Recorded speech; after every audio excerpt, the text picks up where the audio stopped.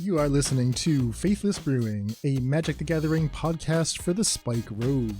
Each week we design new decks for tournament play.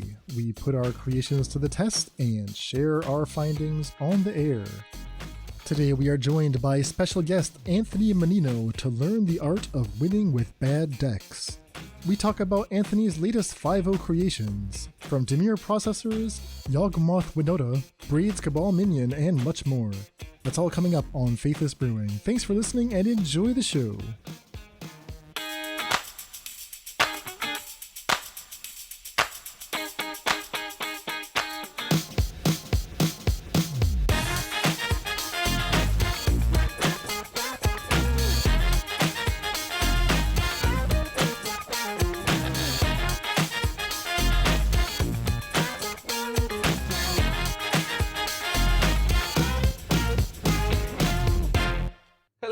Welcome to Faithless Brewing.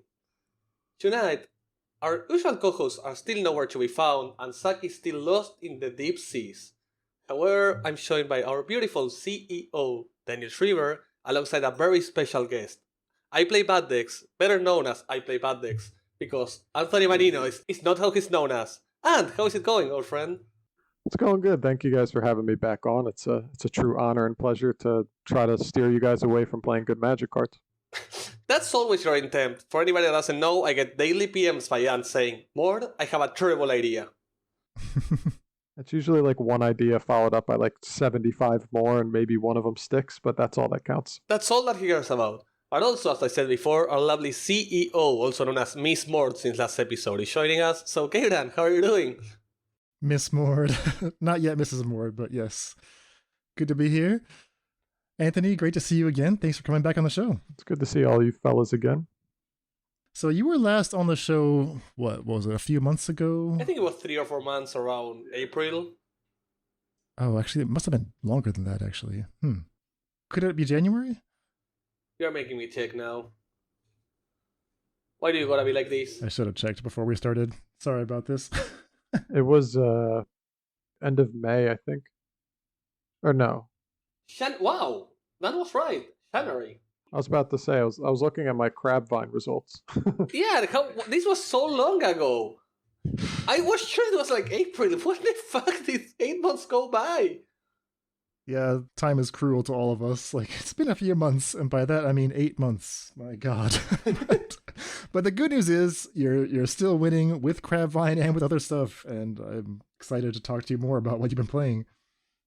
Yeah, it's I've been playing like a bunch of hot pile of trashes, but some of them work, and I'm looking forward to talking to you guys about them. Well, of course, I always love to hear about Ant's trash, because I do that every day, and I still love it. But before we go straight into IPlayBadDecks trash, we have a bit of housekeeping to do. Yeah, just a reminder that if you enjoy the podcast and would like to support what we do, the best way to do that is by joining our Patreon. You can find that at patreon.com/faithlessbrewing. Make a pledge at any tier you're comfortable with. That can be $1 a week. Gets you access to our Discord channel. We got an awesome community there. We have 2 new patrons we would like to welcome this week. They are Granger H and Monetary Mentor, whose first action in the Discord was a personal attack against Mord, which is not gonna be forgotten. I like this guy already. His first attack was get into the Discord, post an interesting decklist, and go like, I would love if any of our brewers, in between quotes, or even more. Whoa. My new best friend. Yeah. I'm hoping genius brewers, or even more, can help me with a few questions. A personal attack at his first moment. Yeah, there's been some spicy stuff happening in the Discord. We've discovered recently that you're not the youngest person in our Discord board. I'm not you're even an old close. Man now. You're like a 22-year-old, 23-year-old, 23-year-old. You're an old man compared to some of the young guns we have in the Faithless families. Some younglings. Some under 16 younglings. But yeah, it's a great place to come hang out. A lot of crazy brewers in there just throwing ideas around all the time. One of the things that we are working on, and we've been doing for the last couple of months, is we have a monthly community project in which people nominate cards, they vote on them, and then we spend a series of weeks trying to iterate and improve We're doing that alongside the guys from the Serum Visions podcast, Arun Singh and Brian Madden. And we've just finished up a new round of voting. Yeah, and we have a beautiful winner. I was gaslighted by Dan for weeks into believing Unexpected Results was gonna win. I'm gonna hold you accountable to that. He actually made us and a bunch of the faithful followers of Vivian Arkbow to actually trust in him and his lies that Unexpected Results was gonna win. Luckily for us all, it wasn't even close. That's probably because I talked it up too much, and then people were like, oh, it's definitely, Unexpected Results is definitely going to win. I don't need to vote for that card. I'll just vote for, we'll throw more at Boone and vote for his toolbox cards. So everybody was, I got like an interesting percentage of the Discord on my side following the Vivian Arkbow, but we weren't enough. I'm sorry, my followers. We're gonna staff the ballots a bit more next time.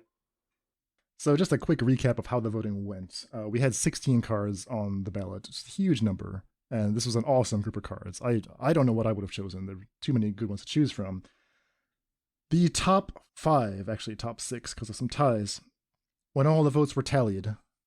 In 5th and 6th place was a tie between Pyre of Heroes, another Mord favorite, and Fevered Visions.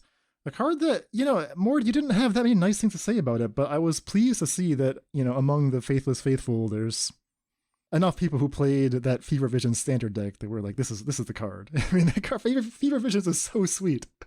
Did you ever play this card, Anthony? I've seen it played in, I think, the Owl lists, right? Is that what they were played in? Yeah. The Natsuki, like, boomerang list to just fill their hand up, and then it's, I haven't messed with it too much. I think I gazed at it once. It piqued my interest, and I said, never mind. But it is a cool card. It's one of those rare Howling Minds that triggers for you first. And it also provides like a little win condition because of the 2 damage a turn. Such a sweet card. I would not recommend playing it against a deck full of like Solitudes and Force of Negations and stuff. You can never get me to play Bad Dictate of Graphics. I mean, you can if it wins the vote, but that's the only way. So Pyre and Fever Visions came in tied for 5th. In 3rd and 4th place, another tie between Marionette Master and Necrotic Ooze. And this was a devastating result for me because it looked for a while like Necrotic Ooze might actually pull it out. And this is one of David's absolute favorite cards. I know he was rooting for it, I was rooting for it, but in the end, I had to settle for 3rd place for Necrotic Ooze. Marionette Master making it to top 4 was outstanding for me. It's such a cool card. I mean, it has so much potential, and I think, we talked about some of the different play patterns it has. Obviously, being a 6-drop, I don't know how you get it in play. That would be like the question to solve, but I'm impressed by how much it can do, and I'm glad that at least a good chunk of the electorate agreed. Which brings us to our top 2. In 2nd place, Vivian's Arkbow. Mord, like the Pied Piper, just, I don't know what you did. You just convinced everyone to vote for this terrible, terrible card. This is not a bad card. Are you sure you read the card correctly, Dan? Yes, it's like Unexpected Results with extra steps. You have to pay mana every turn, you get a random creature out of the top of the deck, maybe, or you just whiff. That's like saying Collected Company is you bad don't and get card advantage. You just said Collected Company is a bad Unexpected Results. Oh, please. Anthony, help me out here. Unexpected Results is great. No, that's not the take! Vivian's Arkbow doesn't do anything. It literally does nothing. It gives you instant speed and controllable creatures that transform your top deck lands into gas. I think the card has potential. I think you have to build it like really specific. Like in a deck that you want to be putting creatures on the field, you don't want to just keep them in your hands, I guess, unless they're extra mana dorks that you don't need. Later in the game, those can be turned into more mana dorks. You don't need to discard creatures, you can discard lands. Oh yeah. It's, it just all depends. I don't know, like in the early stages of those decks, I think the card's cool and it could be good, but the early stages of those decks, like you want to go land drop creature, creature, or something like that, unless it's like some weird combo-y deck. I don't know. I can't believe I'm being outgunned in Unexpected Results is better than Vivian's Arkbow. The disrespect in this call. I mean, you led a huge number of voters astray with Vivian's Arkbow. No! I turned them to the light. I showed them the way. And you unfaithful heretics tried to turn them into Unexpected Results. which got less votes than Painter's Servant and Death Cloud. Well, I've been informed by David that he's interested in Arcbow for Pioneer. And much like we did last month, some of the runner-up cards should get a little time in the spotlight. So we have a Vivian's Arcbow week in our future, but just a week. Just 1 week. That is not the winning card. The winning card, which will be our dedicated brewer round for the month, is Resurgent Belief. Surprise winner, I think, but this is such a sweet card. I expected it to get like a decent top, but was quite shocked at seeing it win, like it was completely out of left field. So Resurgent Belief is the no mana cost suspend white spell from, I believe it's MH2, right? When it resolves, when it comes off suspend, it casts Replenish. It returns all enchantments from your graveyard to the battlefield. Awesome to see such a classic effect in a somewhat playable modern implementation, but this card has not been solved yet. Anthony, I know this is a card you've worked on in the past. Yeah, I've messed around with it. I actually saw the list I sent you was, I kind of got a little inspiration from one of those small Japanese tournaments, which honestly, if I could just play in all day, I would be so happy, because those whoever's playing those decks over there just has a great time. But I thought it would always fit well with the As Foretold Electro-Balance shell. Okay. You know, with access to like Faithful Mending now, you could splash white to bin, you know, Cruel Realities, Colossal Sky Turtles, and all that stuff into the graveyard, and then, you know, turn 3, you just reanimate a bunch of stuff that should probably either block them out or, you know, kill them right there. Does anyone understand the art of Resurgent Belief? What am I looking at? The art on Resurgent Belief. It seems like a mirror showing the two entities that are made in stone on the sides, but it doesn't look like a mirror, it looks like a window. Okay, so that's like Thassa, God of the Sea, and Mogus, maybe? Yeah, those are Mogis and Thassa, and they're also etched on the stones by their sides. My question is, what are we looking at? A window, a horizontal well, or just a weird mirror? I'm imagining something like you're in like a temple, right, where you have like a stone frieze of the gods, ancient gods, but then somehow this, I guess it's a window. It's got to be a window, right? Like a magic window. The first thing I thought of, when I didn't notice the stones, like it looks like columns with engravings, was like, okay, I'm looking like at urns. I'm looking from above to below, and I'm looking like at an urn of water. But then there's like these columns on the side, so I'm like, wait, is that like a wall urn? Is this holding water vertically? I think what it's meant is to show like a window to those gods, because it's basically saying no god on Theros ever truly dies as long as there's people who have faith in them. So it's like for people that have faith in, you know, Thassa and Mogus and stuff like that, they could still see them. But for the people that don't, they're probably not there. But so you're saying window, though? A window. Yeah, some. Yeah. All right, the questions multiply for Resurgent Belief. Well, we're not going to solve all that today. We're going to take our first bite at Resurgent Belief in the next episode, which should come out on Monday. Yes. So we can all look forward to that. And with that being said, we can get into it for today, because Anthony, you have been brewing up a storm, you've been rattling off 5-0s, and you've been sending Mords and I some crazy lists. So people, before Anthony starts, remember, what you're seeing is the best of Anthony. You don't want to see the worst of Anthony. We have, so the normal populace of this beautiful world doesn't have to. Yeah, it's probably good for the rest of the Magic community to not see some of the lists that I try to create. But yeah, I mean, I just have been having some success with some, you know, whether it's tweak decks that I brewed a while ago, and, you know, maybe some new cards came to fruition and started adding them in. But, you know, the first one that actually got some traction today is what I call Yawgnota. Oh my god. Did you say Yawgnota? Yawgnota, or Winaga, whichever you guys like the best. It's basically a combination of, you know, the core of Yawgmoth with the value addition that is Winota. And I actually think it's going to be the new Yawgmoth. It's going to take, I think if people tweak it and play it, it's going to be better than traditional green-black Yawgmoth. I'm confident in that. What? Yeah. Just buy your Winotas now. Hot off the market. All right, so we talk about Pioneer a fair bit on this podcast. So I think most of our listeners are familiar with how in Pioneer, if you've built your deck around Yawgnota, it's great. As soon as you cast it, Yeah. If you get to combat, you're bringing in like Tovalar's Huntmasters and that kind of thing. But you're saying that I can find the same ratio of creatures, humans and non-humans, including payoff creatures with a human type line in a Yawgmoth deck? Yeah. You have to take Yawgmoth as a payoff. Yes. You're not really a Yawgmoth deck, but you're also not really a Yawgnota deck. I look at like Yawgnota is like the gasoline for the deck where you could just curve out and just slam Yawgnota and just go nuts on turn 3 or whatever.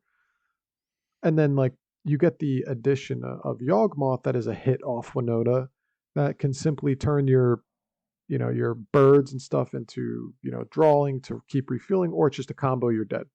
I think it's 12-3 in leagues today so far. So, 3 leagues, wow. 12-3. Beating, smoking Murktide Shadow because, you don't have like the kind of dummy draws like Wall of Roots and stuff like that. Instead, those are replaced by Voice of Resurgence, which is a lot better in those matchups just because it's a 2-for-1. Those matchups that want to play on your turn, it punishes them. I'm super high on Voice of Resurgence right now. I think it's also just fine against any 4-color pile because, they have prismatic endings, but still it's still not great for them to see because then it makes, if they don't have an answer for it that turn, you could try to combo the same turn and then they have to think, oh, do I give you an elemental token to stop you? That, blah, blah, blah. So I'm super high on the list. I think it can be tweaked a bit more. The mana base is probably a little bit shaky, but it's been great. So walk me through exactly what's in this list and what's not, because if I hear Yawgmoth, I might like draw some assumptions about exactly which cards are in here, but you've actually changed not quite half of the main deck slots, but maybe like a third of them. Yeah, so you have the 8 dorks with 4 birds and 4 ignobles to kind of, you're playing a bunch of 3s and 4 drops. You want to ramp out into those, like Yawgmoth, I think plays 8 as well, plus 4, 4 Wall of Roots. We're playing the 8 Undying creatures with the Strangler Rootgeist and the Young Wolf, again, similar to Yawgmoth. And then where it kind of starts to get funky is after those 16 cards, then you get in the 4 Voice of Resurgence, which is essentially taking the place of what would be Wall of Roots in this deck. It gives you, like as we just discussed, kind of a different angle of attack where a lot of decks can, they can ignore Wall of Roots. Some decks have to move Voice, remove Voice as soon as possible. It's also a non-human. It's just a great value card. And it also goes great with Yawgmoth. You sacrifice, so you get a 5/5 or a 6/6 back. That's pretty good. We're playing 1 Zulaport Cutthroat. Obviously, Blood Artist is better in normal Yawgmoth. The fact that Zulaport is a human means it can be hit off Yawgnota, which means you can combo while you're attacking. You can hit, if you're missing Yawgmoth and Zulaport, you could potentially hit them off Yawgnota triggers, later in the game. Again, as we get a little spicier down, we got Brutal Cathar, which is essentially like a Banishing Priest effect, but it's got a bit of upside with, Nightbound, which is the dumbest mechanic of all time. So it's just a good value card. It's a human. You can hit off Yawgnota, which, is just a removal spell in combat, which is great. So we're playing 3 of those and then 2 of Seasoned Pyromancer, which most people know what it does. It's just, again, it provides some tokens, good with Yawgnota, good with Yawg. Refuels you a bit. I could see playing a third one over, maybe a Brutal Cathar, but that's probably the only change. Well, let me stop you for a second here. So the cards you've named so far cost green. Oh yeah. Green, green, white. Oh yeah. So I'm like, okay, we're kind of like black green Yawgmoth splashing into white. So you got the Brutal Cathar. Yeah. So now we're actually more like a base green white. You're saying you got some Seasoned Pyromancers in there, 1 red. Mm-hmm. And you're also playing Yawgmoths? 2 black? I'm going to blame Triumphs for the things they have brought up on this world. I mean, Triumphs probably shouldn't even be in this list. I'm playing 2 of them because you don't really want lands that enter tapped, but they're fine if you're, like playing land go. Yeah, you're playing double green, white, double red, white, double black. The dorks obviously help, but obviously, how many matchups can you cross your fingers that your dorks are surviving in? Probably not that many, but it hasn't been too much of an issue. It's a little painful. but you generally get by unless you get stuck on a 2-lander and you're relying on your dorks or something like that, which you're probably not going to win the game anyway. Yeah, fair point. All right, so 2 Seasoned Pyromancers, 3 Brutal Cathars. Yeah, I could see switching them. It's just, having double red bad early sometimes is difficult, where later in the game it's much more reliable. You're going to have more lands, blah, blah, blah, to cast. But Brutal Cathar, I've always been impressed with it. A hit being off Yawgnota and just a removal spell in combat messes up combat math a lot. And then we have a 3-3 split of Yawgnota and Yawgmoth. Again, we're not really forced into one style of deck. We're kind of just like the happy medium that I think is what makes this deck good, is that it can beat you in the face with a Yawgnota, that if you don't have a removal spell for it and you get 1 or 2 triggers off of it, that probably just swings the game too far for most mid-rangey aggro decks. And then you have the ability to just be like, oh, I'm going to play some Undying Creatures, play Yawgmoth, and generate so much card advantage that you can't keep up, and then you're just too far behind. It's just been feeling really good. We're playing 2 Grist and then 4 Eldritch Evolution. We have 9 2-drops. 8 of them are good to sack. The Strangler Roots and the Voices that can go find whether it's Yawgnota on turn 3 or Yawg, whatever's needed in the situations, which is what is also great, that sometimes Yawg is not going to win you the game on turn 3 a lot of times, but Yawgnota will. Not that it will on the spot, but it will generate that advantage that the next turn, instead of it being even, you're like 70-60% ahead than what you were before. And then we just have random hate bear cards at the sideboard: Collector Oof, Dranith, Scavenging Ooze, some Endurances, Sanctum Prelates, which is, I think, a really, really underplayed card. And then Force of Vigor for Hammer, a Linvala, which, again, great card in the mirror if you're playing against Yawgmoth. They're really only out to it as Grist. I swear, and if I ever playing sorry, how was it? Yawgnota? Yawgnota? Yawgnota. If I'm ever playing Yawgnota and I face the Yawgnota mirror, I'm gonna call you personally, I'm gonna slap your ass. You hear that? So, yeah, I don't blame you. I mean, so the deck is like, the sideboard is just a bunch of tutors for variety combo decks, because this deck really does beat up on like a Murktide or a Shadow. It's got a lot of cards that are 2-for-1s. They all just want to 1-for-1 you to death and ride, with a big threat. Voice is devastating against them. If I'm playing Murktide and the opponent goes like turn 2 boys, turn 3 boys, I'm like, oh no. Yeah, Shadow can't, because Shadow really is, their only flying threat's Ledger Shredder, and it's not going to clock you that fast. They just get stalled by Voice of Resurgence tokens and just the card in general, because they have to tap out on their turn to kill it, or they need their mana up for a big spell. It just makes decisions so much harder, which is why I think the card's still underplayed to this day, but there's not many green-white shells for it to go in.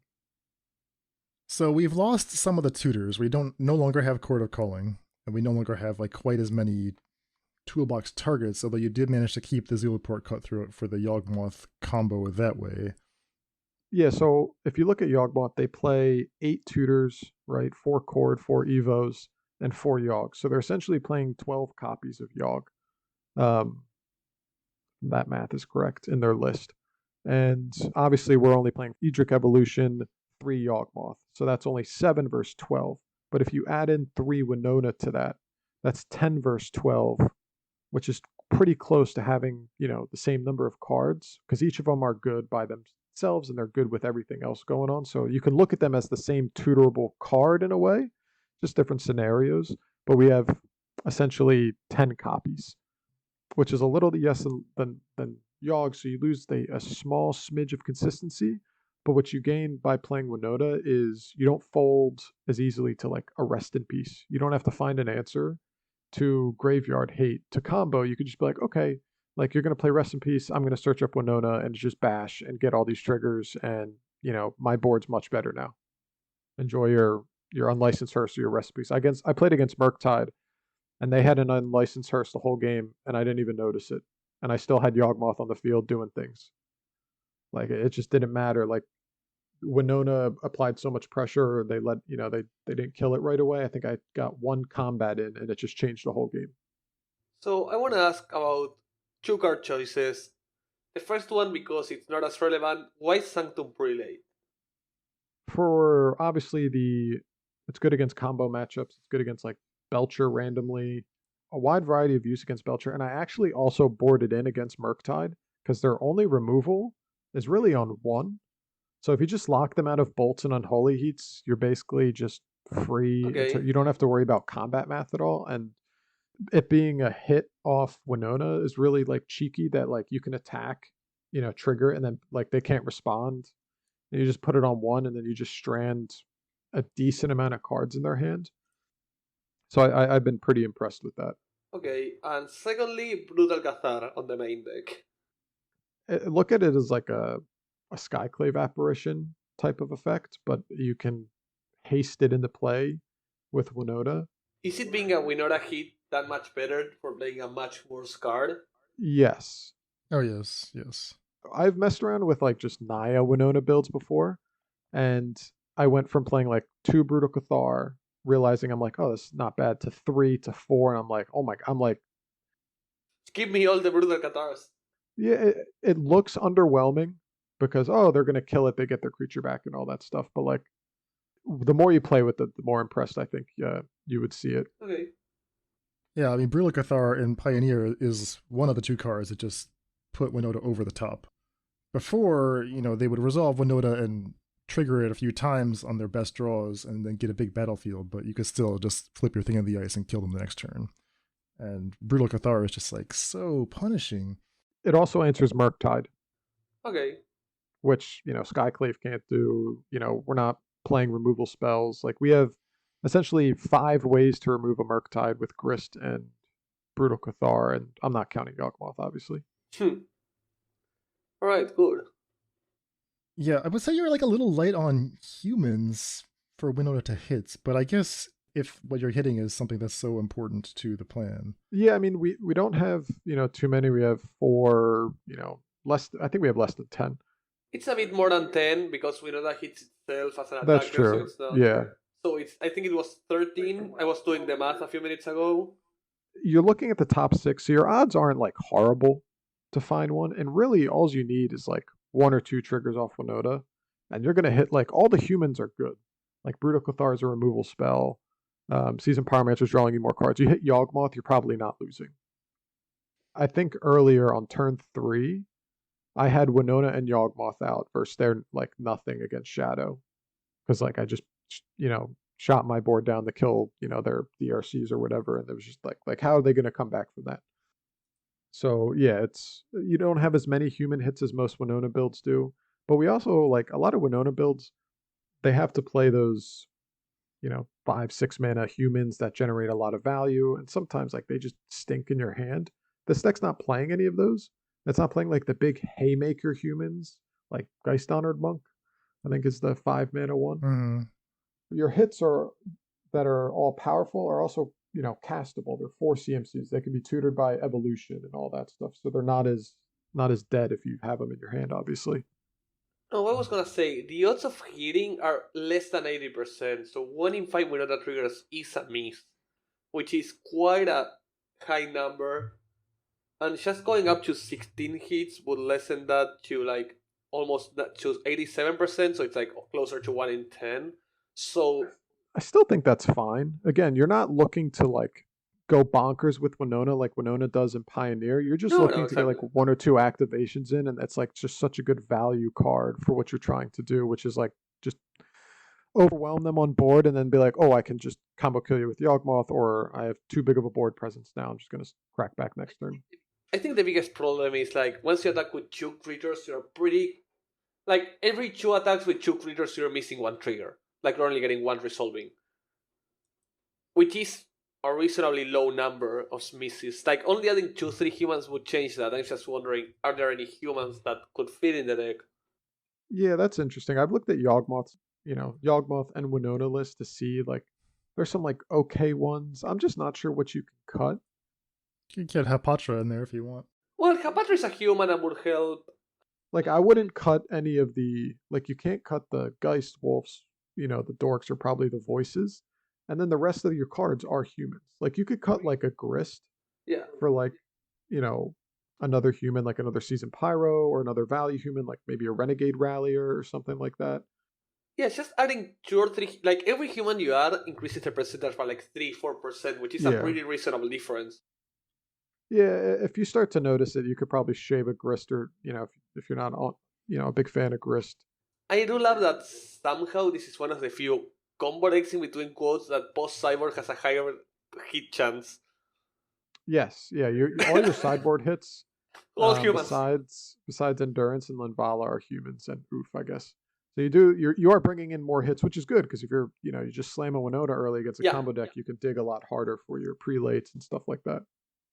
I feel like this is a solvable problem. Like I do agree with Mord that I would like to get like 14 humans. I think 15, which gets you up to 85, is the golden number because we're at 78, which means every 2 attacks with 2 creatures we're missing 1, and that piles up fast. Yeah, I do think the only cards you could probably cut are Grist, unless you want to go to 21 lands. What if I cut like 1 Ignoble Hierarch, 2 Eldritch Evolution, 1 Grist? What if I go insane and I cut Eldritch Evolution? And just go 4 Yawgnota, 4 Yawgmoth, 4 Season Pyro. Yeah, exactly. That's not terrible.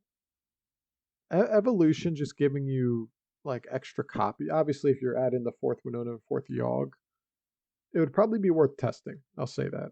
That's the only change I could propose to the deck if I were ahead and just play it for a league. But besides that, I like the idea. Mm-hmm. It's pretty easy to spot when your deck lists are actually good ideas. Like, at the first glance, you can tell this has legs or this is insanity. A little of both, usually. This one I can't tell, but I'm encouraged by the early results. So we'll have a link to this version we're describing. We'll put that in the episode description. This one is not published yet. No, we've had 3 leagues with it. They've all been 4-1s. So we're just keeping the tech secret until you guys listen to it. Then you guys can all hop on. All right. All right, so that is Yawgnota Yawgmoth or Yawgnota. Winogmoth, yeah, whatever you guys, Okay. I think Yawgnota has been the best name, but I'm incapable of pronouncing Winota. I just go Winota. So I really struggle with that name. Yawgnota. Let's shift gears. So looking through some of your recent results, I'm seeing some of crazy 5-0s here, and this one here, Ulamog's Nullifier. Yes. Great card. 4 copies of Ulamog's Nullifier. This card was not even good in draft, and yet here it is in Modern. 4 of, and you 5-0 with this deck. Anthony, what is going on in this deck? This is nuts. Yeah, so I brewed this in like 2021, the first version of it. Kite Sail freebooters, there was no Valkis or anything like that. And I'm like, man, this is really cool. Got really cool synergy going on. I left it alone for a bit, and then, fast forward to today, we have a bunch of kind of interesting twists to it that we're playing. So there was a middle version, which was the Esper one. We were playing together an Esper version that was with Valki and Tide Hollow, but no combo. And I think that was the brilliant idea that cracked it open. Yeah, so the core of the deck is 16. Like, we're playing 22 creatures, but the actual core is 16 of them. We're playing 4 Valki, God of Lives, which is also Tibalt Cosmic Imposter, which everybody knows from the Cascade Tibalt days is if you get it out on turn 3 on a empty board, it's pretty miserable. You're drawing 2 cards a turn, 7 loyalty right away. It's just it's a messed up card. If you could cheat it into play. By itself, it's fine, but 7 mana, you could probably be doing something more powerful. 4 Wasteland Stranglers, which have the process ability, which you could put a card from your opponent's exile into their graveyard, and then it gets -3/-3. 4 Thought-Knot Seer, classic Eldrazi staple. Good card to curve out into, provides pressure. And then the Ulamog's Nullifier, which might be the best card in Modern to date. Yes, I'm talking to you, Ragavan and Renin 6. It's a direct shot at you guys. It actually is so good. You know why? Because it cannot be hit by Force Negation. It cannot be hit by Mystical Dispute. So for all you Cascade players out there trying to counter, oh my gosh, it just avoids everything. My Ulamog's Nullifier, you got another thing coming. Dodge's Veil of Summer. Dodge's Veil of Summer. It's just a broken card that, it's a shame it's been kept in the dark this long. And we're playing 12 what I call delayed removal spells. Can I just say that what you described so far makes sense, right? Like, you have the processor creatures plural, let's just generously say that Ulamog's Nullifier is playable. Wasteland Strangler, Ulamog's Nullifier. It's the best card in the deck. cards that put opponent stuff into exile. Valki and Thought-Knot Seer. So like that makes sense. Yeah. Like I thought that was what the rest of the deck was going to be, but I feel like from here the deck goes totally in an unexpected direction. But even when you're saying that, like Valki, Thought-Knot Seer, like those cards aren't generally powerful in today's modern worlds of No. Monkey, Wrenn and Six, Solitudes, Omnats, Furies. Like it's just so, like most of the time when somebody plays the Thought-Knot Seer against me, I'm like whatever. When your opponent goes natural Tron and you're like, please no card, and they go Thought-Knot Seer, or you're like, oh, it's bad Tron. Yeah, you're like, thank goodness. You're like, okay, it's very beatable, especially in the world of Unholy Heat.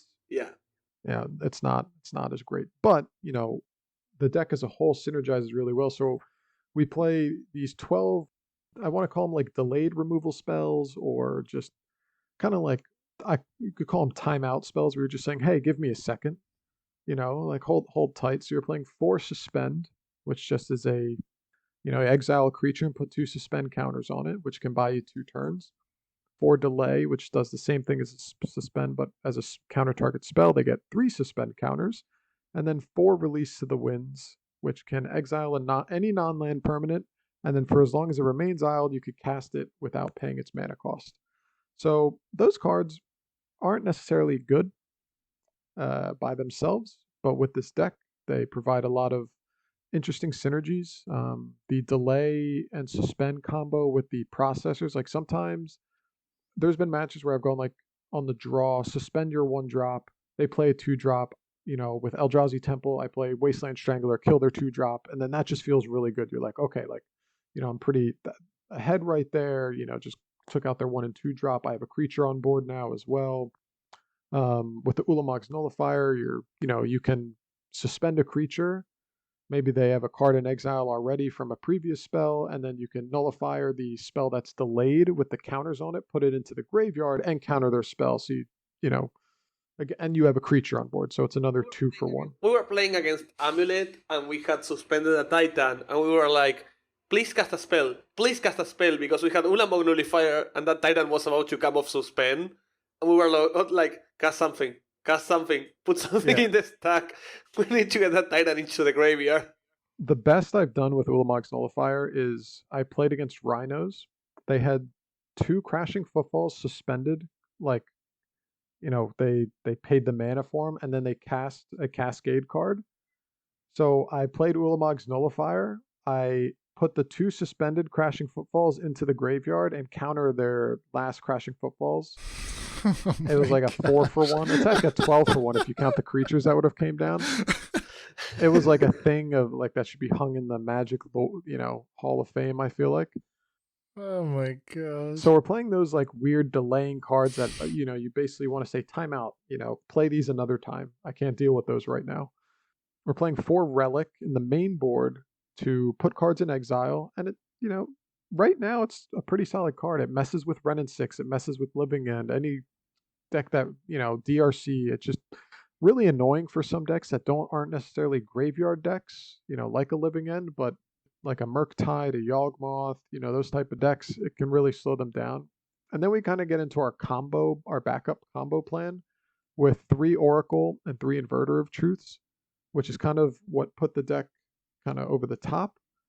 Because we'd stall the game a lot with those 16 initial cards, but then we wouldn't be able to finish. Like 4 color would gain back their advantage, Murktide would find a Murktide, and we weren't able to close the game fast enough. So the Inverter Oracle package gives us oops, I won, sorry. After we just messed with them, maybe they climb back a bit. It's like, oh, I'm just going to kill you right now. And there's not many things that can really affect that combo. And we get to play Cavern of Souls to make it uncounterable against control decks. And we play Relic that we can keep our graveyard clear in case we need to kill them in 1 turn. You also get the cool synergy of playing a Thassa's Oracle early, like on turn 2, casting Release to the Wind to keep it in exile, and then cast Inverter of Truth, exile your deck, cast Thassa's Oracle for free so you can kill them essentially on turn 4, doing that by going turn 2 Oracle, turn 3 Release, turn 4 Inverter. The deck also has some really cool lines. For example, I remember when we were playing against the Titan player, we went like, we have Ashiok on the sideboard, we had Relic in play, and we were like, okay, so we shock ourselves, and if we mill a Tassa's Oracle, we start tapping the relic so we exile all our graveyard but Tassa's Oracle. And then it was like turn 8, we went like Inverter, shuffle only Tassa's Oracle into our deck, crack the relic, draw the Tassa's, play the Tassa's Oracle. And we had never drawn one naturally, but we milled one with Ashiok. Yeah. The deck has a zillion fun lines to it. This is why I enjoyed playing it so much. And if you like these kind of creature-y control-y decks, which is what this really is, then I think this is a deck that, you know, people should give a try. So my question was going to be, like, if Fastest Oracle and Inverter of Truth are your combo package, you're only playing 3 copies of each, and you're not tutoring for them or anything like that. There's not even any card draw in this deck. But you're saying that because you end up being in like controlling kind of role, that, you know, this is a thing that will just like come up in some games as the game drags on. Yeah. You're not really winning the game fast with this deck. Even like your turn 2 Thought-Knot Seer draws, you're still not going to be curving out then into Reality Smasher. So you're not winning the games, you know, fast. You're going to see a bit more cards, whether it's with Relic or a Valki that you flip to the Tybalt and all that stuff. So, you know, Inverter's kind of clunky if you have them early in your opener. You really don't want to see it. You just want, you know, the suspends, the delays effects, the Wasteland Stranglers. So I had 6 slots available, and I said, well, I'll just throw 3 of each in, and it's been pretty good. And, you know, again, you can play Oracle early with this deck. You could probably find room for a 4th Oracle, because you could play it early with the suspend and release to the wind effects to kind of like recast it again later, which is what, you know, some other Oracle decks can't do. Once they cast it, they're kind of relying on it either hitting the graveyard to get shuffled back in with Inverter, or just casting it from their hand once they combo. So you can kind of play it a little bit differently. Plus, it blocks Ragavan. It looks Ragavan. My hatred for the monkey will go strong. I mean, there's so many like cute interactions that you outlined. Just to recap, we're looking at processing stuff. That's like the main thing. Yeah, the main idea is to process, right? You're playing. That's what you want to be doing with. They're basically 2-for-1s because you get a creature out of it and you hope to, you know, leave them with nothing. So the Stranglers and the Nullifiers, and then you also have like the cheap Valki plan of, because Valki works where if he comes off suspend or you cast him from exile, you can just cast the other half of him, the Tybalt, the Planeswalker side. So you can go turn 2 Valki, you see if the coast is clear, next turn land, release to the winds, Valki goes into exile, that same turn, so still on your turn 3, you just cast him as Tybalt. So you have a turn 3 Tybalt, which, you know, maybe you just, you know, suspended their creature on turn 1 or turn 2 or whatever, and you have a 7-mana Planeswalker. That's a pretty good deal. You can also do it with suspend. You can like play him, next end step on your opponent's end step, suspend him again, then 2 turns later you're gonna get a chance to cast Tybalt, which again gives you like another weird angle of attack for like control-y decks. That's like, oh, they have to respect the 2/1. That may not do anything against them on the front side, but they can't like tap out, because then they're just going to have to deal with Valki, which a control deck, like a blue-white control deck, probably can't beat a Tybalt, I assume, outside of like Teferi tucking it. But at that point, maybe you've drawn, you know, 4 or 5 extra cards. That's usually pretty good enough to find a win. So Release to the Wind is the worst card in this deck.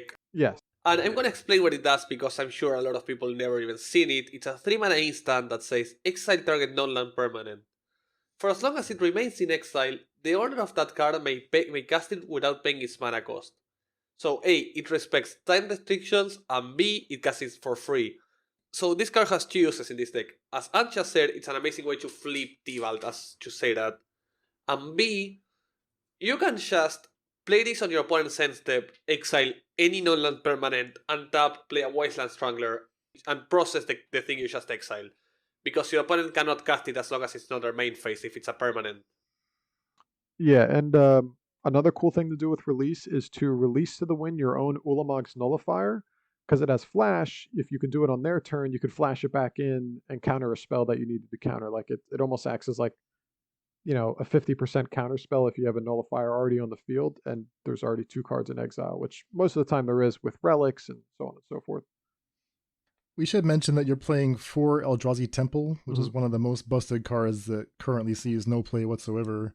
That casts your Thought-Knot Seers, your Ulamog's Nullifiers, your Wasteland Strangler, and your Inverter of Truth. Yeah, ahead of curve sometimes. If Ulamog Nullifier was 3 mana, it would be a playable card. What do you mean it's playable? I'm playing 4 of them. And I love you. Uh-huh. Well, let me ask you a related question, right? Because every time, like, David and I have kicked around this package, Valki release and related cards, we assume that you have to play white, right? Because, like, how could you play Suspend and Delay without Teferi Time Raveler in your deck? Or without, like, Spell Queller if you're going to go in a full package there. Have you considered the white splash? I have. I've messed around with both the white splash with Eldrazi Temple and without it. The white splash I tried with Solitude and Ephemerate, and it didn't have the nullifiers, it didn't have the Thought-Knot Seers. And I really think nullifiers, like, in this shell, is really good. Especially because of Eldrazi Temple, which it's just way too hard to play once you start playing 3 colors. Because then you're essentially playing 4 colors without any fixing. Because you got to look at colorless as a way to cast some of these cards ahead of curve, which is what you want to be doing. Like a 4-mana Ulamog's Nullifier sometimes isn't that good. A 3-mana one can be really, really good. And as you get later in the game, then you want to start, you have multiple temples out, you can start really, doing some cool stuff. But yeah, the white was, I felt like it was like distracting and we weren't winning fast enough. Like we'd Solitude, Ephemerate, we Tide Hollowed Scholar, Skyclaves, we'd do the Valki thing, but like we didn't really clock them. This deck has the ability to like turn 2 Thought-Knot Seer or, the Inverter combo, which I think is what the deck needs, is like that fast, oops, I win. And Thought-Knot Seer as well is just a busted card. Still, even though it dies to a zillion things, it's still a busted card. I mean, you got the 5-0. Yeah, I mean, listen, do I think it is like a meta-breaking deck? No. It has a terrible Murktide matchup. I mean, I will concede to a Steamvent's turn 1 monkey game 1 if my hand doesn't look relatively good for what, Murktide is doing. But it's really good against the Cascade decks, like really, really good. It's got a good Yawgmoth matchup. It's got a good 4-color matchup because you get to play a combo with some protection, which 4-color struggles with sometimes. I think I was like 3-1 against 4-color, 4-1 in some leagues against it. So if you have a lot of that in your meta and you have these cards, play it. It's a lot of fun. Your opponents will be like, what the hell are you casting this uncommon Ulamog's Nullifier against me? And then after the game, they'll be like, oh, that card was busted. You just want people fearing Ulamog's Nullifier. Yes. It's the whole plan. You want to see someone playing around it. Absolutely. So that's a Dimir Processors deck, which you can find in the 5.0s from early August. Another deck you've been having some great success with uses Braids Cabal Minion. I think you posted 2 trophies with this list? Yeah, I back-to-back 5-0'd with it. And really cool is that Saffron Olive from MTG Goldfish took it for a spin. And he actually went 4-1 with it. He lost to Calibrated Blast, which is an unwinnable matchup. But he beat all the top-tier decks, Murktide, 4-color, I'm pretty sure, Amulet, I don't know what else he played against, but he had a competitive run against all tiered modern decks. The deck is at its core black-white Smallpox. Core 4 Smallpox, Liliana's Lingering Souls, which is still a good card in this meta, but people don't play it. I will fight people on that. You know why? Because it blocks Ragavan multiple times. I'll keep throwing jabs at Ragavan as long as I can. Till it gets banned, hopefully. I don't remember when Amtia sent me a list of 4-color control, which was greenless control, and I was like, yeah, but you're not playing Brennan 6, and his response was a GIF that said literally, let me find it. I play this game with integrity. Yes. So you're playing the removal spells of Fatal Push, Prismatic Endings, and then you kind of get a little bit weird with it. I'm playing 4 Vindicates. I feel like Smallpox wants to just be like this ultra mana denial deck. And even though that's tough right now with Renin 6 and Ragavan cheating on mana and, these big mana decks, I still feel like what the deck wants to be doing is like discard or remove your turn 1 play, Smallpox Vindicate, and then you just outvalue them with like you stick a Walker or you discard one of the Lingering Souls, and a lot of decks can't recover from that. So you're playing 4 Vindicates, which is also just a fine card. It answers Murktide, it answers Planeswalkers, which these type of decks generally had a tough time doing. Is, you'd play your Liliana, they'd play their Jace, and you'd be like, well, I can't win. They have 4 answers, 8 actually, if you count Prismatic Endings, to different types of walkers now. And then we get into the Planeswalker package. We're playing 3 Lilies, which is pretty standard for these lists. Some play 4. And then we have a slight green splash for 2 Grists, which is just a great value card to stall your opponent. And then 1 Sorin the Mirthless, which I'm crazy high on. 1, because I think it's a good card. 2, because it has the best art on a card for the alternate showcase art. I think it's just the best one. It's not even close. Is that the one I was thirding, the Geralt one, or the other? He's got like the white hair, and like the only thing that's colored is like the red. It's like the showcase art or something. I know exactly which one. The thing of beauty. And then the creature count, we're playing 4 Bloodghast, which is good with our discard our own card stuff, get it back, generate some annoying value. And then the final best card in the deck actually is Braids, Cabal Minion, which came out in Odyssey, if I'm not mistaken. Mm-hmm. It reads, at the beginning of each player's upkeep, that player sacrifices an artifact, creature, or land. And it's a 2/2 for a 4 mana. So it dies to every removal spell. Fatal Push, Lightning Bolt, Unholy Heat, blah, blah, blah. I get that. I'm not playing 4 of them because they're clunky in your openers. You only really want to see them probably by turn 5 or turn 6 as you start to grind some advantage out. And you have a lot of things that, like, you don't mind sacking Bloodghast. You don't mind sacking a Lingering Souls token. You're playing 4 Flagstones of Trocaire, so you could sack that, get your land back, and, you're playing a lot of cards that just go well with Braids. Grist, making a 1/1 every turn. I'm just going to sack it to Braids and keep my lands and everything else going on while you're sacking your lands, your creatures. That's just a free removal spell. People ask me like, oh, do you keep it in versus Hammer? Because Hammer floods the board, right? They're going to play their Springleaf Drums. They're going to play, Ornithopters. Yes. Like, you keep it in against almost any deck that plays a creature, because what this deck wants to do, and its perfect draw, is like removal spell / discard into Smallpox, Vindicate, Jamma Braids. They have maybe 1 or 2 lands with no creatures. You have 3 or 4 lands with a Bloodghast in the graveyard, a Lingering Souls ready to come down, and then there's no deck that can come back from that. And that's what the deck is trying to do. Just squeeze them on resources, and then ride out a Lingering Souls or 2, a Bloodghast, or the Planeswalkers to victory. Here we have a man enamored by Braids. My only question is Grist worth it being the only green card in the deck? Like, the splash being only for it? Is it that much more powerful than any 3-mana or 4-mana alternative? I tried just the black-white version, and I went to the 4th Liliana and the 2nd Sorin. And not that it was bad, but there were times where I'm like, what'd be really good here is a Grist. Because it provides value every turn, giving you a 1/1, which in this deck is like probably your best threat, a 1/1. Sometimes it is. And just being able to like be a removal spell with good value with Bloodghast.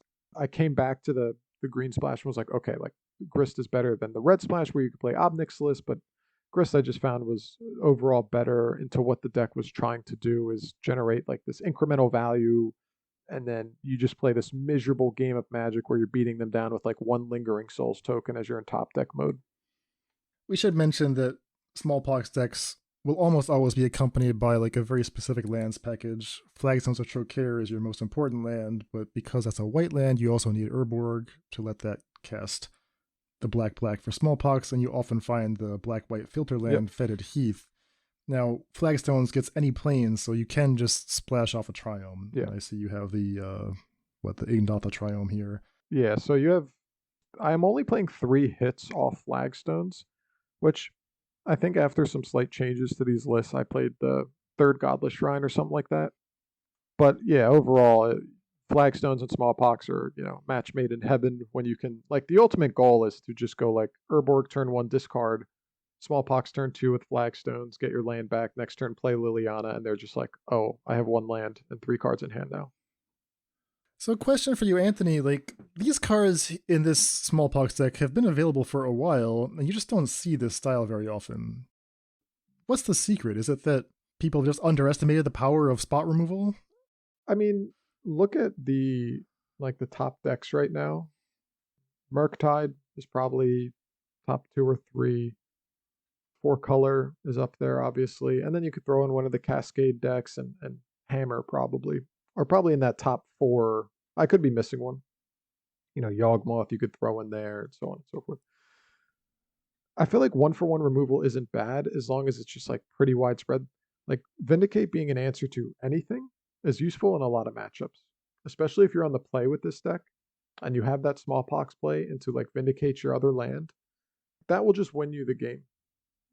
Vindicate will always have an answer, like a hit for you, where sometimes like some of these decks playing like 1 of or 2 of random like interesting removal spells, Baleful Mastery or like a 1 of Dam or something like that. But sometimes the board is clear, so Dam isn't doing anything, but Vindicate, you know what, blow up your land or something like that. I've just been pretty impressed with it. And I've seen other black-white Smallpox lists try like Timeless Dragons and stuff, which is a really good card in Legacy that's played, but in Modern it dies to so much. So like it's really just the best part of it is that it grabs you a land. The 4/4 a lot of the times was super unimpressive to actually try to win you the game, where I'd rather be recurring Bloodghasts, more frequently. The other assumption I had, which might not be correct, is that a Smallpox strategy will just never beat Ren and 6 or even an Urza's Saga. But maybe that's not true. I mean, maybe the way you've got this set up, you can actually fight those. I think Brennan 6 is a pretty real threat, especially on the draw, but I don't think you have that much of a problem with Urza Saga. No, on the play, Ren and 6, yeah. On the play, Ren and 6 is, we have 8 things on the play to get rid of a Ren and 6. We have 4 Prismatic Ending, 4 Vindicate, plus we have the discard. Urza Saga is not too bad either. Because of Smallpox, you can mess them up if they go like Saga on turn 2, and then you just kill one of their lands, and then they just don't get any artifacts, like any constructs from it, which is, like, we don't care really about the search part, where they're going to find we just care that they, the material they can get. Yeah, to 0 to 1 tokens, and then you'll be fine. If they get to do 2, depending on your board, you're probably going to be in some tough shape. But you get to play 4 Vindicates and 4 Smallpox, so, unless they're like Ren and 6ing back Urza Sagas, I haven't been too scared of Sagas on like against Hammer. I actually think Smallpox is great against Saga. Like, picture this, your opponent goes turn 1 something, like, I don't know, your opponent goes turn 1 Esper Sentinel, you go turn 1 Thoughtseize, they go to Chill Drop, they go turn 2 Urza Saga, go and use Smallpox. Either they sacrifice the Saga or they sacrifice the land. If they sacrifice the land, then the Urza Saga nets you 0 constructs. Yeah, and they like a deck like Hammer, they play a lot of colorless sources. So like when they have to make that decision of, do I need to keep my white to play a Pure Steel, or do I want to keep my Urza Saga to fetch like a Hammer? It's not free. It's a lot of good value for you. And like this deck actually has a good Hammer matchup for a deck that like goes wide and stuff like that. Like I've had a lot of success against Hammer, and like I've watched people play this list now, and they're boarding out Lilianas and Smallpoxes versus Hammer because they go wide and stuff like that. Like you don't ever board those cards out against any creature deck. The most boarded out card is honestly Bloodghast, but like the Smallpoxes, the Vindicates, the Lilies, like you just never board them out because like there's going to be games where you have that perfect curve of like discard spell, Smallpox, Vindicate, Liliana, something like that, and you just like mowed through all their resources and you're left so far ahead that even against Hammer, where they have the ability to go like land, drum, Thopter, Sentinel, lands, whatever, and go dump their hand like an Affinity deck would, it's still worth it to have, as much removal as possible, as much answers as possible, and where like you could shave on like the quote unquote win cons like Bloodghasts for just more hate for those matchups. Not gonna lie, I love the deck list. As per usual, I'm gonna discuss the sideboard with you eventually, like the double Douthie. One of Kaya's Guile, one of Kaya just tilts me to no end. But that's our internal argument regarding sideboard. Yeah, I build my sideboards in 5 minutes. Yeah, you completely disregard the importance of sideboards. Yeah, they're not important to me. If your main board's good, you have like a 60% chance to win anyway. Like that, you always notice in sideboards, they're prepared for combo. Like they're prepared for when it matters. You're gonna see the sideboard hate for combo. But when it comes to the specific, like, okay, what do you sideboard against Murk? I don't know. Kaya seems good. That's 1. Yeah, just one. That's all you need. I just like having a variety of answers, that are different. And I think like that's sometimes too greedy, and sometimes it's just like what you need. Like, Kaya versus Kaya's Guile, right? They're both kind of good versus Murktide, but they both are a little different. Kaya acts as like this kind of removal spell and kind of threat, where Kaya's Guile can be like a cheeky way to get a Murktide and their whole graveyard out of there, like in one bang. And it just has a bunch of different uses. Containment Priest is a weird card you don't see, but I hate losing to creativity. So there's a lot of random, like one or two of answers that are a little bit differently for every type of matchup that I would kind of expect in the leagues.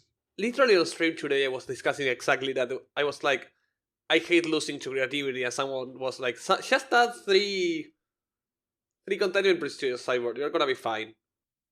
Yeah. I'm competitive. I don't like losing, but like I'll accept losing to certain decks. But there's other decks where I'm like, I hate losing, like because they just go like Dwarven Mind. Oh, here's an Archon. I'm like, oh, that was miserable. It's like the same thing with turn 1 Monkey. I'm like, well, if I don't have a removal spell, I'll probably just concede. Does Containment Priest stop something else? It stops like Vile and stuff. Like if you're playing against a Vile deck, like Merfolk or something like that, you could bring it in. But it doesn't stop Living End because it puts the cards in exile. Well, it doesn't stop Living End because it's going to hit the graveyard anyway. Just having a variety of answers for a variety of different things has kind of always been my strategy. Don't play Hollow Moonlight, Anthony. Come on now. It draws you a card. Isn't that powerful? It draws a card. I'm not even going to repeat it. It's not worth repeating. Don't look it up. What card? Repeat the card. It's Containment Priest. It's Hallowed Moonlight is a one. Oh yeah, instant Containment Priest. Yep. Yeah, it's an instant that has Containment Priest text, and it draws you a card. Now let me explain the importance of drawing a card for you guys. I'm editing this out as we speak. It gives you a whole nother. It has the possibility of drawing you another Hallowed Moonlight. Oh my gosh! Can you picture this? You go Moonlight, and then your opponent tries to come again, and you top deck a Moonlight from your Moonlight. Another Moonlight. I don't know how they're financially recovering from that either. Yeah, it's just devastating. Dan, come on, drawing a card. It's like the most important thing in Ancestral Visions is banned. The list has been great. It's a lot of fun. It's super grindy. If I like those kind of type of grindy, like loam style-y decks, and this one definitely has that feel. So I'd recommend it in a pretty open meta. All right, 2 last topics before we close out. One.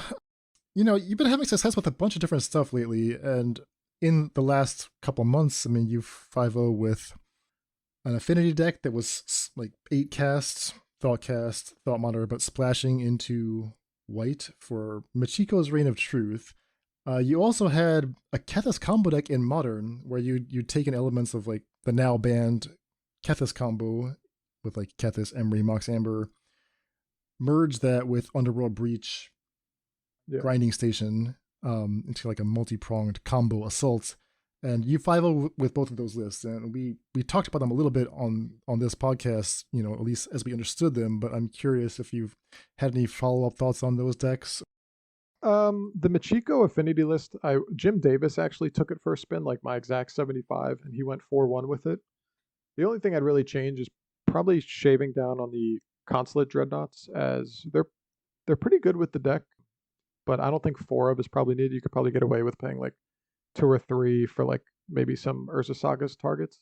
I noticed in most Urza Saga decks I build, I only play like 1 actual Urza Saga target, so maybe that could be, changed. But otherwise, I think that, the deck's just a classic Affinity beat Faceless. I think Michiko's really good in Affinity, and people that say it's bad haven't played with it enough. Because you just have plays where you go like Ornithopter, Memnite lands, Urza Saga turn 2, cast Michiko, you're attacking for like 5 or 6, and that's free damage, and then the next turn it's free damage. So, and then it becomes a threat, which is what Affinity kind of lacks, is like those big threats, and this just turns into a Urza Saga token essentially as the game, as once it ticks up. So, but it's a good deck. I think Affinity, it just has the draws that certain decks can't beat. Especially when they start chaining Thought Monitors together. So as long as you have that core, it's pretty good. I do think Michiko's definitely worth playing, though. For the Kethis deck, I really haven't... I played with it more. I haven't made too many changes because the core is so tight. It is an extremely fun deck to play if you like those Breach-style decks and you want to try something just a little bit stranger. Fun for who? Fun, Yeah. fun for you, I assume. Yeah. Well, not only is Kethis a combo card, if you're unfamiliar with the combo, you have Kethis Grinding Station out with a Mox Amber and previously a Mox Opal before it got banned, and you just kind of loop in your graveyard, exiling legendary cards like your legendary lands or your creatures, and then you mill and you float mana until you cast Jace Wielder Mysteries and you win. The one thing I was so impressed with Kethis was it won me so many games by not comboing, by just being like, you know what, I'm going to exile this Emery and, you know, maybe back up Kethis, and I'm going to recast a Teferi that's going to bounce your thing, and then I'm going to recast the Emery that you just killed, and that you just get like so much value from it against some grindy decks that I think I cast like a Teferi 3 times in one turn just to bounce a bunch of their stuff and then combo off. Yeah, don't forget that Kethis gives you a 1 mana Yes. discount on each casting. Yeah, so, you know, you can chain Hope of Girapurs together, where you can like attack them, sack Hope of Girapur, and then bring it back. And then they can't cast non-creature spells, and you just keep doing. You could just kind of like soft lock them in a way out of the game by doing that, which I did to one player in the league, like in one of the games. It was pretty funny. Until I found the combo and was able to cast it to Teferi and protect it. So, is it as consistent as the typical blue-red version? Probably not. The blue-red version gets to play Saga, attacks from a different angle with Ledger Shredder, and kind of this like B plus beatdown plan. This is more in on the combo, but it attacks similarly from the graveyard. But since you get to play Kethis, you don't need Breach to win. Kethis is essentially another version of a Breach that can be, you know, as a creature, it can come back with Unearth and stuff like that. So it just attacks from a little bit like another angle of the graveyard. Plus, you get to play cool cards like Lazav and Oswald and all the legendary lands like Manamo and Okina and Ajanos, and like, what's not to love? So the decks have been a lot of fun. I've had probably more success with the Kethis deck. I like rattled off like 4-4-1s in a row with it at one point. I was running really hot with it, and then I got the 5-0, and then I calmed down for a bit with it. I think the last league I took it through, I went 4-1. It's got a pretty good, like, it's got a really good living end matchup, because you get to play like 3 Lavinias in the sideboard, and they just have, that card gives them nightmares. I think I'm like 10-3 against living end, or 10-2. Like, I won a lot of game ones by just like chaining, like casting an Emery and milling like a Kethis, and I'm like, all right, if they reanimate, I could probably just kill them. And you know, cards like Sai can buy you a lot of time. Like, you're playing 3 Teferi's main board. You're playing a Hope of Girapur, which can cheese them out and do some stupid things if they have Shardless agents. Yeah, I'm like really happy with the Cascade matchups with this deck. Murktide is really close, especially post sideboard. This deck loses to Blood Moon. Need to get that out of the way. Most of the decks I build lose to Blood Moon because I don't believe that's a real card. And if you cast it against me, I'm going to assume you do some black magic. But so that's the worst card against us. But like, we get to play 3 Veils in the sideboard, Kira, Great Glass Spinner. Again, Teferis are really good against Murktide. So Murktide, I've beat it a decent amount. I've also lost to it a decent amount. So it's got, the deck's a lot of fun if you like the graveyard combo style of decks. You just love Rich, and you always loved Kethis since the start, so it was bound to happen. Well, yeah, I mean, I like to look at like these old school combo lists, like a Kethis and stuff like that, and be like how can this be revived and to be something that's competitive? Because since Mox Opal got banned, Kethis has not shown up in any results. Maybe there's a reason for that then. Yeah, I'm sure there is, but you know, people thinking that Mox Opal, without Mox Opal, it can't be played. And I showed with this, that's like, hey, like, you don't need, you know, this card to still be playable. It's still playable, you just have to build around it correctly. Yeah, also fun fact, this list is running a lot of channel lands from Kamigawa, and because you're running so many legendary creatures, you can get like a 1 or 2 mana Otawara or Takenuma pretty easily. Oh, I've gotten 1 mana Otawaras all the time. It feels great. Then it's amazing. Yeah. I mean, this to me is like yet another example of a deck where, okay, the only new cards in here are the Kamigawa lands, which while good, Yeah. are like not crucial to the plan, No. right? So you're talking about a deck that has existed for a while. Like these cards have been available this whole time. I feel like people just gave up on Kethis. Yeah. I feel like that's the same is true for most of these decks that you're presenting. Like, you know, you are the last brewer in Modern right now. You believe in these cards. You don't give up on them. I think people just get so attracted to, you know, obviously, again, I hate on Ragavan and Renin 6 and Yorion all the time. Cough, cough, Mord. But they are extremely good cards. They're extremely powerful. That doesn't mean that the cards that came before that aren't, that were good at one point. And just because Ragavan and Fury and stuff pushed them out, you know, stuff like that. Like, yes, is it a lot more difficult to not play with those cards? Sure. That doesn't mean your deck still can't be competitive and win and 5-0 and, you know, run hot in a tournament because you're not playing them. As long as you, like all these decks, the Smallpox list, the Process list, this Kethis list, like their core, like the deck knows what it wants to do.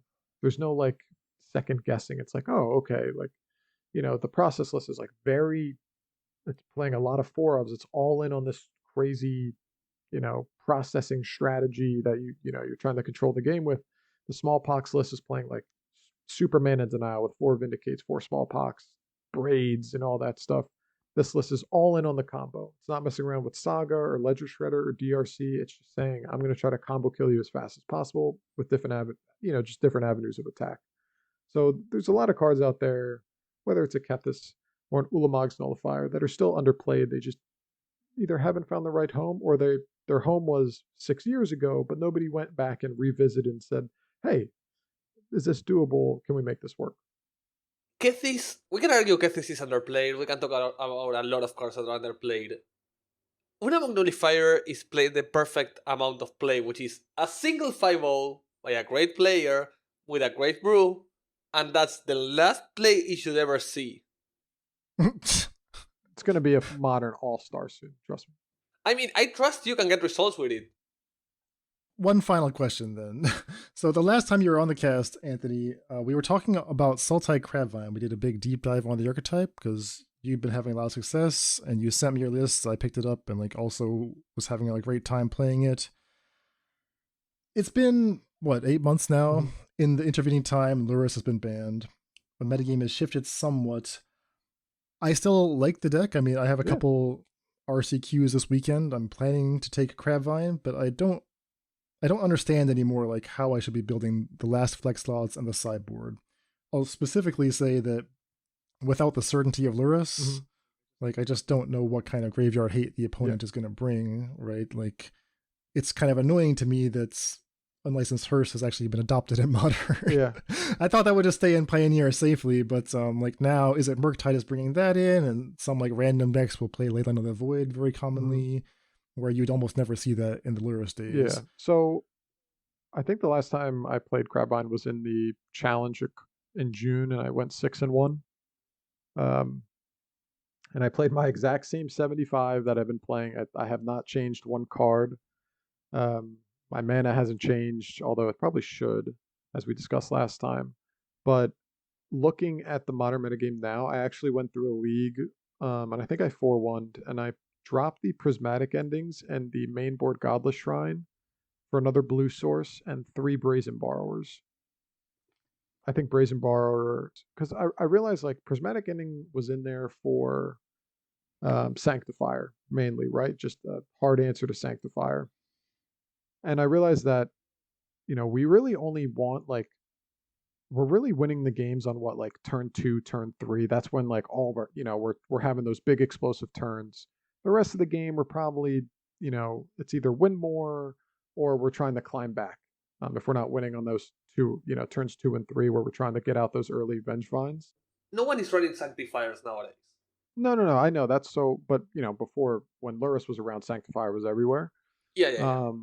So in Brazen Bar, I realized I'm like, okay, well, it bounces that. It's a fine tempo play against like Murktide to bounce their Murktide or their Hearse, because like all you sometimes need is one turn against these decks, like one extra turn to keep going, to like, you know, dump enough on the board that you're probably going to win. So I liked Brazen Borrower a bit. I think it's worth testing. in the sideboard. I'm still happy with the forces and the ley lines and the subtleties and trophies.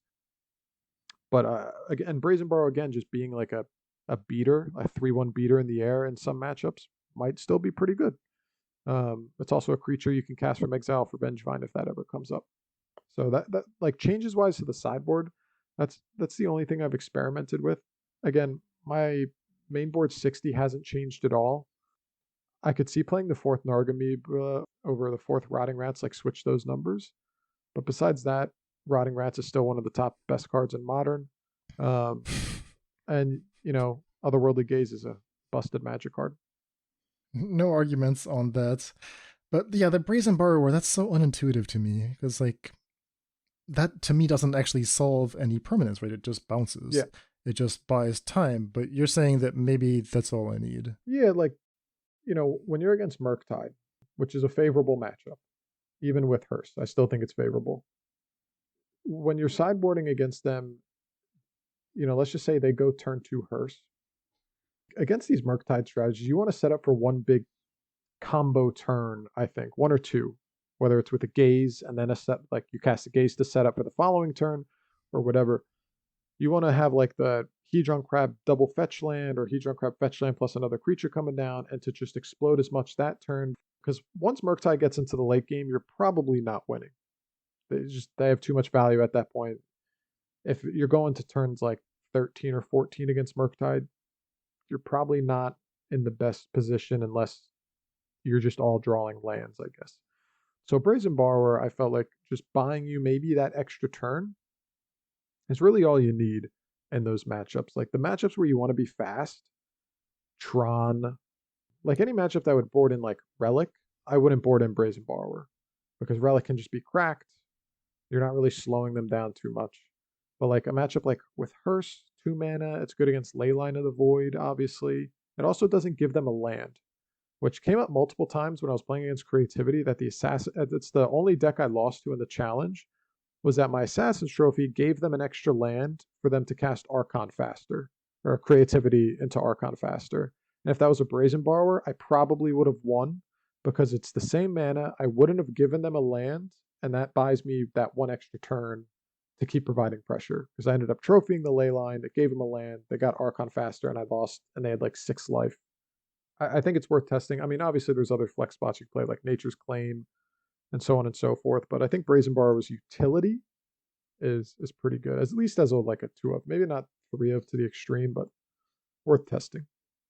I know that you're just gonna play Crabvine because you love Otherworldly Gaze. It's just your love for that card that keeps pulling you back.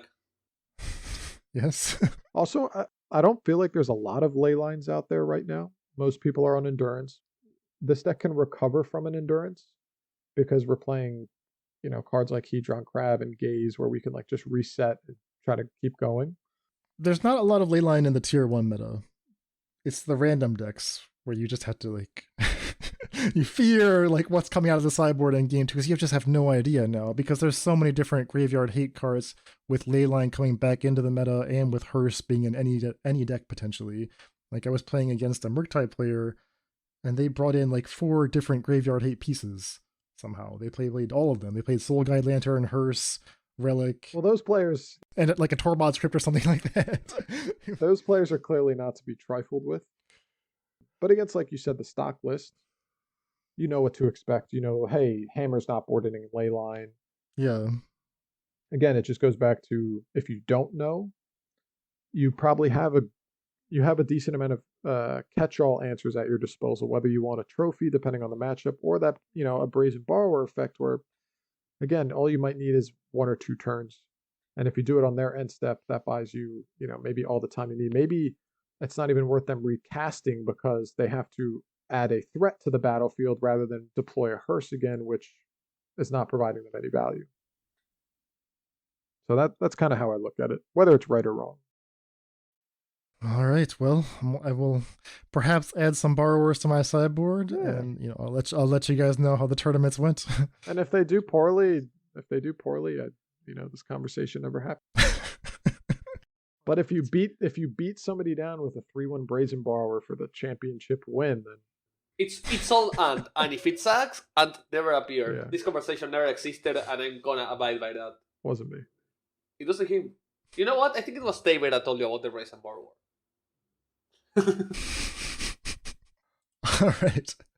Well, Ant, thanks so much for coming by and telling us about some of these sweet, sweet brews. Yeah, thank you guys for having me, and hopefully, keep doing, the good magic work of finding, these type of decks, because I think, people get excited when they see like, oh, I remember that deck. I didn't know that deck could be good. Like when Saffron Olive played the Smallpox list, I was reading the comments, we were like, oh my god, this is so cool, this is so good. And it made me happy because I built it. But it's cool that like people like, oh, these strategies that people thought were just dead in the water because of these hyper efficient cards are still viable. And I think that's pretty cool. That's what I'm trying to do.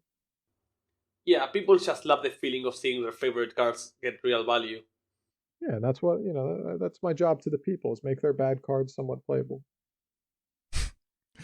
So we'll put the links for the deck list we've talked about in this episode in the show notes, but you should really do yourself a favor and just see these decks in action. And you can do that on Anthony's Twitch, twitch.tv/IPlayBadDecks. That's also your MTGO username. On Twitter, you are Mannino33. Yeah, I usually post when I 5-0. Every once in a while, if I have like a streak of 4-1s with a really cool deck, I'll throw it on there. But I'm pretty open to chatting about any brews. And like, if you have a list, you're like, oh, like, what do you think? Like, I'm not gonna, I think if you had the time to brew a list, then I should take the time to be like, oh, let me try this for you. If you're nervous about some people don't want to try their own brews, and I get it. I will happily, Ant is willing to try literally anything. Yeah, everybody. I'll try it. It's just no charge, or it's all just fun, right? Like, as long as I look at him like, oh, this deck's cool, then I'll play it. Yeah, he's willing to do what some of us want. Like, I need the decks to be interesting and seemingly good. He just needs them to be interesting. Yeah, just make me look at the cards for more than like, if I see Ragavan in there, I'm gonna exit right away. I don't care if you're playing like Ragavan, Ulamog's Nullifier. Wait. What about Bard class? Bard class? I don't know what it does, so I'd probably play it. Yeah, but what if I have Ragavan in my Bard class? Oh, no, you can't. That's unplayable. And Red and 6, obviously. Obviously. It's going to be a no for me, dog. Also, never send him a Yorion deck. That immediately disqualifies it. Yeah, I don't play Yorion. Card shouldn't exist, so I don't play it. Anthony, we have a podcast host spot opening up. Mort is being kicked off the podcast. Take your Yorion decks out of here, Mort. No! We get a real classic modern brewer on the show. We're overthrowing the Yorion Empire one person at a time. Exactly. But Anthony, thanks so much for coming on the show. It's been a pleasure, as always. We will be back in just a couple days with our first crack at Resurgent Belief. So stick around for that, and we'll see you next time. Bye-bye. Deck lists for this episode can be found at our homepage, faithlessbrewing.com. And tune in on Monday for our brew session featuring Resurgent Belief. Support for this podcast is provided by brewers like you. If you're a fan of the show, you can join the Faithless family at patreon.com/faithlessbrewing for Discord access, bonus content, and more. That's all for today. Stay safe, and we'll see you next time.